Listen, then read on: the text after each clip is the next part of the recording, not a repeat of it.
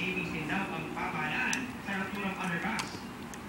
694 ang budgeted, naging 430, tapos ahead of schedule po, December 10 dapat, 100 days in advance.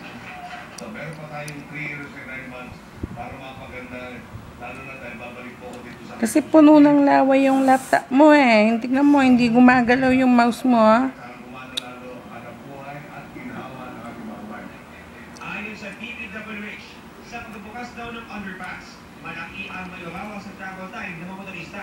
Mula 30 minutes ay magiging 5 minutes na lang daw ang biyahe mula Welcome Rotonda hanggang EDSA. Hindi madaling paniwalaan, pero ang ilang motorista, akot tenga ang ngiti. Maganda na yan, sir, kasi luluwag ng traffic sa atin. Good work, sir. Thank you. Nakadadagdagan din yung alin, yung kita.